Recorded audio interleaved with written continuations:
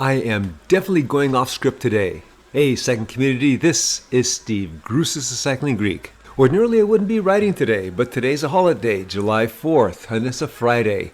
Yesterday I did 4-minute max climbing intervals in prep for a district road race championship that's happening next week. I think I have a pretty good chance of doing well at that because, if for no other reason, I'm 70 and it's a 70 to 74 category. Ordinarily, I wouldn't be riding today on a Friday because I'm doing this big ride the next day, which I did. This is now Saturday when I'm doing my voiceover. And that ride was supposed to be endurance, but that also went off script as I was pounding it on the climbs with some other quality riders. I found this race, not a lot of climbing, which is good for me. I love climbing on the road, but not so much in Zwift. This race is almost 20 miles and only has 505 feet of climbing in it. I like that. Okay, so we have 36 people in this race, and it's actually distributed between each of the ranges of race points that qualify as a category.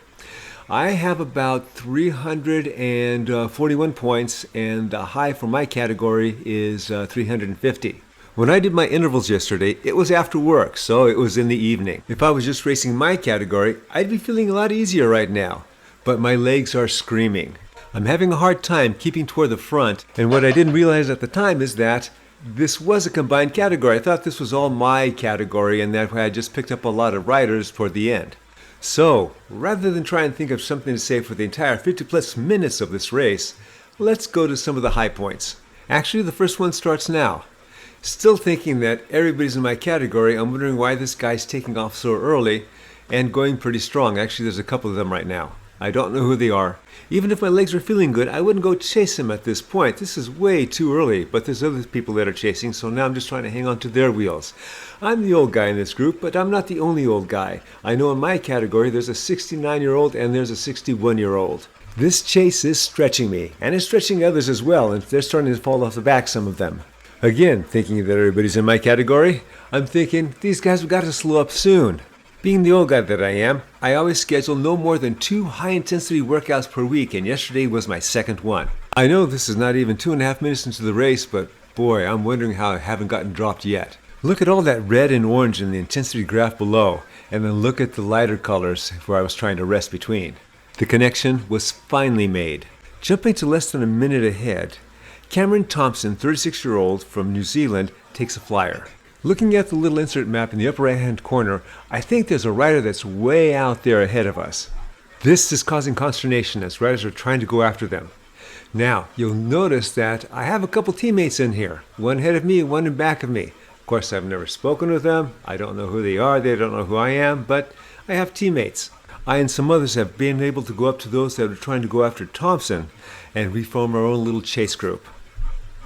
Soon thereafter, Thompson and that guy that was way out there have come back. We're all Grupo Compacto. At least the front part. I think there's quite a few people that are dropped now. We started with 36, and now the main pack has 18. About 10 seconds later, Cameron Thompson again attacks. Boy, this guy's motivated, and he's got the legs. We're now about 4 miles into this 19.5 mile race. He's looking to draw out some people. Well, there are a couple people willing to take him up on that. They're dragging up the rest of the pack. He comes back into the pack, and it's Grupo Compacto again. And then, about another 10 seconds later, Aihara, from I think Japan, takes off. Aihara is in the highest category with 902 points. That's about 2.5 times the amount of points that I have. I again am just going to sit in and ride wheels as best I can. Now, I mentioned I had 2 teammates, and the 2 teammates are in this group. One is 61-year-old Steve Walter from Australia. He's in my category. And Cameron Mell, age unknown, from the United States. He's in the category above me. For a moment, we're on a 4% climb. Those that are in front are pushing the pace, and again, I'm just trying to stay connected. We're now starting to get stretched out. I'm starting to get stretched out. I'm hoping to get to those riders that have gapped us, but I'm just staying on this guy's wheel and hoping that he takes us there. Some riders come up, some more people to be behind, and now I'm starting to get stretched out of that group. I'm starting to ease up a bit because my capacity is going away. Pretty much, other than the guy next to me, I'm at the back of the group and I'm off the back of the group. With my base goal of wanting to finish in the top half, at about 16th place, worst case 17, I'm in the top half. So now here's going to be my situation for most of the remaining race. I'm in a group of 3. One is my teammate, and that teammate is the one that's in my category, 61-year-old Steve Walter from Australia. Also joining us is John Izayete, 44, from Switzerland. The group in front of us is about 7-8 seconds away, and the nearest group in back of us is a group of 2 at about minute 20. And after that, it's about a minute 44 in back of us. With the gap being that large to the group in back of us, we usually wouldn't be in danger of being caught, but we still have about 12 miles to go. Izayete is probably thinking that, hey, there's 2 teammates up there, I'm not going to do any work. And pretty much for the rest of the time that we were together, he didn't. Jumping ahead to a little over 10K to go, our pace has been pretty lackadaisical. I've been following their lead. I'm sure they've been seeing what I've been seeing on the right-hand side with the graphics, that those 2 in back of us are getting closer and closer, even though they're still about 1:15 away.